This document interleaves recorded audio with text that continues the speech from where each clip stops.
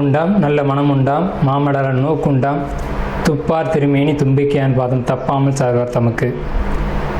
இப்போ நம்ம இந்த வீடியோவில் பார்க்கக்கூடிய தலைப்பு குரு பெயர்ச்சி 2026.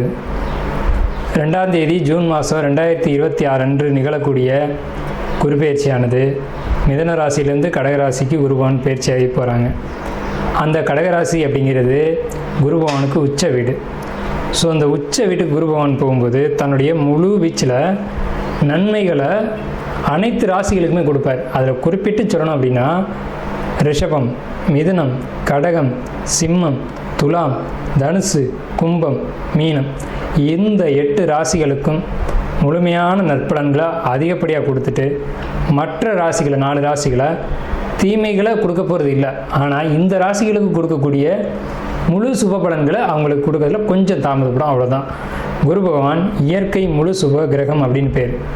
குரு பகவானுடைய காரத்துவம் அப்படின்னு பார்க்கும்போது ஒழுக்கம், நேர்மை, மெரிட்டாக நடந்துக்கிறது, இந்த மாதிரியான விஷயங்களுக்கெல்லாம் காரத்துவம் வைக்கிறாங்க. அதனால் இவருக்கு பேர் தன புத்திரகாரகன்னு பேர்.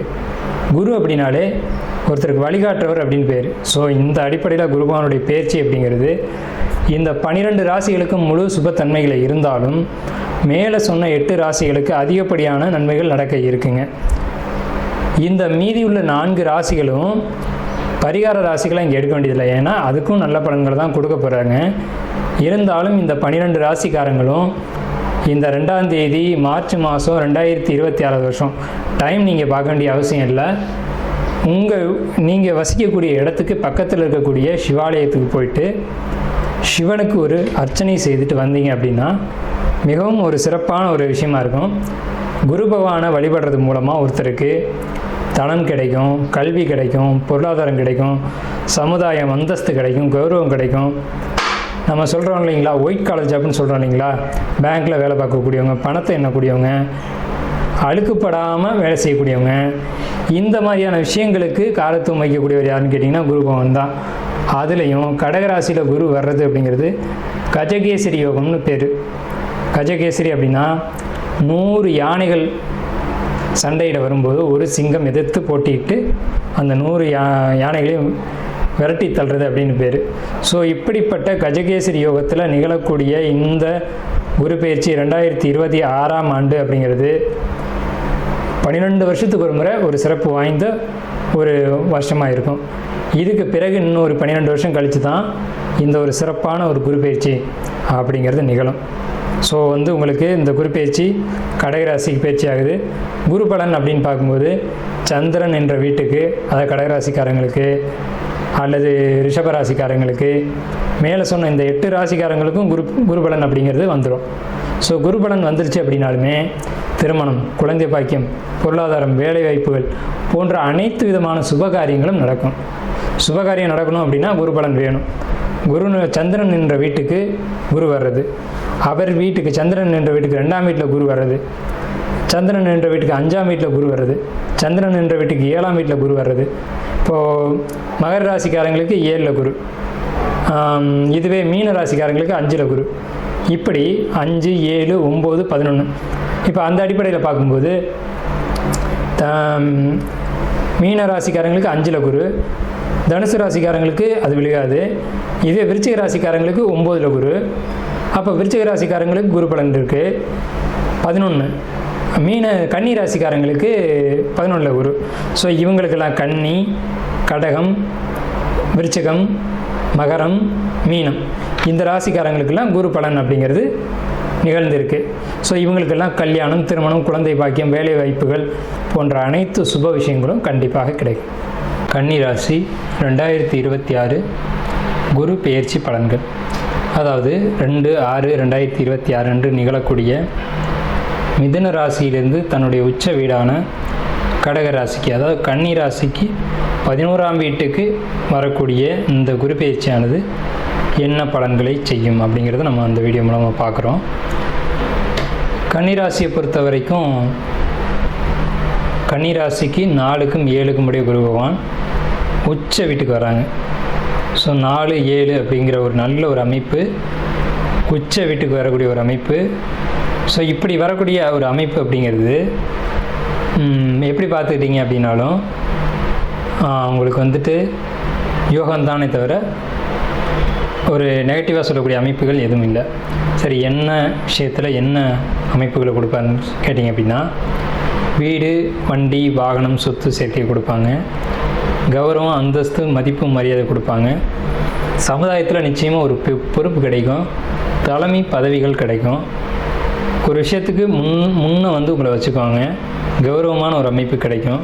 ஏன்னா குரு பகவான் உச்சமடைகிறாங்க உங்கள் ராசியிலேருந்து 11ஆம் இடத்துல. உச்சமடைகிறது மட்டும் இல்லாமல் 4ஆம் இடத்தை பார்க்குறாங்க. 4 அப்படின்றது சமுதாயம், 4ன்றது உறவு. உறவுகளுக்குள்ள, சமுதாயத்துக்குள்ள ஒரு முக்கியமான இடத்துல உங்களை வைப்பாங்க.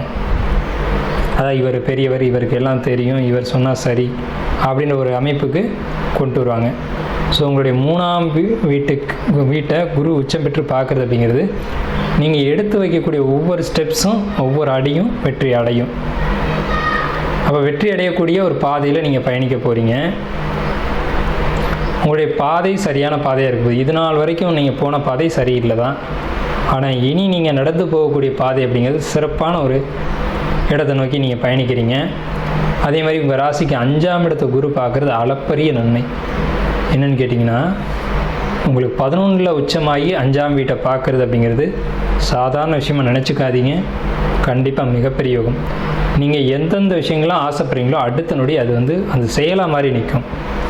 சரி, இது நடந்துட்டால் நமக்கு நல்லா இருக்குமே அப்படின்னு நினைக்கும்போது அந்த காரியம் நடக்கும். இந்த காரியம் நடந்தால் இந்த நன்மை நமக்கு நடக்கும்னு நீங்கள் யோசிக்கும்போது அந்த காரியம் உங்களுக்கு நடக்கும். ஸோ இப்படிப்பட்ட ஒரு யோக அமைப்பு அப்படிங்கிறது உங்களுக்கு வந்து இந்த குரு பயிற்சியில் நடக்க போகுது. குறிப்பிட்டு சொல்லப்போனோம் அப்படின்னா, கன்னி ராசிக்கு பெரும்பாலும் தாய் பாசம் கிடைக்கிறதே இல்லை. அம்மாவோடைய ஒரு பாசம், சப்போர்ட்டு, அன்பு அப்படிங்கிறது கிடைக்கும். தாய் வழி சொத்து, அதே மாதிரி திருமணத்துக்காக காத்துட்ருக்கக்கூடிய கன்னிராசிக்காரங்களுக்கு தாய் வழியிலேயே பொண்ணு அமையும். தாய் வழியில் பொண்ணு அமைஞ்சது அப்படின்னா கவனிக்க வேண்டிய இடம் தான். தாய் வழியில் அமைகிற பொண்ணை மட்டும் கவனித்து பொருத்தணும். ஏன்னா கன்னிராசிக்காரங்களுக்கு பெரும்பாலும் தாய் வழியில் பொண்ணு அமைஞ்சு பொருத்தம் பார்த்து அமைச்சிட்டாங்கன்னா, ஆனால் கன்னிராசிக்காரங்களுக்கு அங்கே தான் அமையும். அப்படி அமைச்சிட்டாங்க அப்படின்னு சொன்னால் அந்த திருமணம் ரொம்ப நாளைக்கு நிலைக்கிறது அப்படிங்கிறது சிரமமான விஷயம். ஸோ அப்படிப்பட்ட ஒரு அமைப்பில் இருக்கும்போது உச்சம் பெற்ற குருவாகி 3ஆம் இடத்தை பார்க்குறதுனால, 5ஆம் இடத்தை பார்க்குறதுனால அந்த பொருத்தம் கூட கொஞ்சம் நல்ல வகையில் அமையறதுக்கான வாய்ப்புகள் உண்டு. அப்படிங்கிறதுனால நீங்கள் திருமண பந்தத்தை ஏற்படுத்திக்கலாம். அதே சமயத்தில் உங்களுக்கு 7ஆம் இடத்துல சனி இருக்காங்க அப்படின்ற இன்னொரு சிந்தனையும் நீங்கள் பார்க்க வேண்டியது இருக்குது. 7ஆம் இடத்துல சனி இருந்தாலும் அவர் 6 கூடையவர், 5 கூடையவர். 6ஆம் இடத்து அதிபதி 7ல் இருந்து சனி நின்று திருமணம் பண்ணுவது அப்படிங்கிறது நல்ல நிதானித்து செய்ய வேண்டிய விஷயம், ஒரு விஷயம். 2வது, அப்படி இருந்தாலும் கூட குருபகவான் உச்சம் பெற்று அங்கே பார்க்குறாரு, 9ஆம் பார்வை பார்த்துறாரு. பிரச்சனை இருக்குது, ஆனால் அதுக்கு சரியான சொல்யூஷன், அது தீர்வு அப்படிங்கிறது கண்டிப்பாக கிடைக்கும் அப்படின்னு தான் நம்ம எடுத்துக்கணும். இந்த சனி பகவானை குரு பகவான் மட்டும் பார்க்கல அப்படின்னு சொன்னோம்னா சிக்கலான ஒரு விஷயத்துக்குள்ளே இழுத்து விட்டுருவாங்க. அதே மாதிரி ரொம்ப கவனிக்க வேண்டிய ஒரு இடத்துக்கு வருவோம். அதே போல் கவனிக்க வேண்டிய விஷயம் என்னென்னு கேட்டிங்கன்னா, இந்த கன்னிராசிக்காரங்களுக்கு இந்த காலகட்டம், இந்த குரு பகவான் உச்சம் பெற்றிருக்கக்கூடிய இந்த 12 மாத காலகட்டங்கள் காதல் திருமணங்கள் கூடி வரக்கூடிய காலகட்டம். ஆனால் எப்போதுமே சரி, கன்னிராசிக்காரங்களுக்கு காதல் திருமணம் வெற்றி அடைவதே இல்லை. இதை நல்ல கவனத்தில் வச்சுக்கணும். எல்லாரும் லவ் பண்ணுறாங்க, அதாவது 100க்கு 60% லவ் மேரேஜ் நடக்குது, சக்ஸஸ்ஃபுல்லாக இருக்குது. அது கன்னிராசிக்காரங்களுக்கு சரியாக இருக்கா அப்படிங்கிறத பார்க்கணும். ஒவ்வொருத்தருடைய சுய ஜாதகத்தின்படியும் சரியாக இருக்கான்றதை பார்க்கணும். ஒவ்வொருத்தருடைய தனிப்பட்ட ஜாதகத்துக்கும் பலன் மாறும். கன்னிராசி அப்படிங்கிறதுனால உடனே நம்ம எடுத்த கவுத்தோன்னு சொல்லிடக்கூடாது. ஆனால் கன்னிராசியும் கவனிக்கணும்.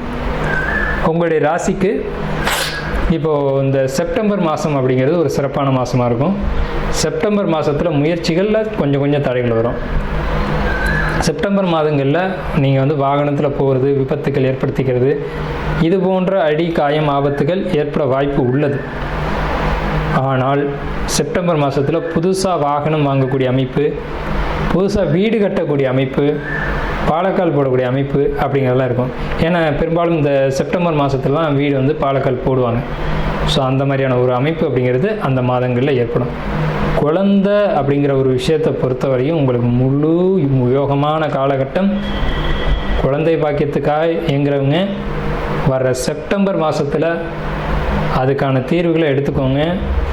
ஒரு ஜோதிடரை அணுகி என்ன பரிகாரம் செய்யணும், எங்களுடைய விதி அமைப்பு எப்படி இருக்குது அப்படிங்கிறத கவனமாக பார்த்துக்கோங்க.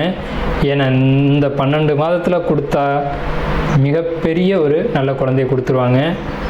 இந்த ஒரு வாய்ப்பை நீங்கள் நழுவ விட்டுறாதீங்க. நழுவ விடாமல் இந்த வாய்ப்பை நீங்கள் பயன்படுத்திக்கோங்க.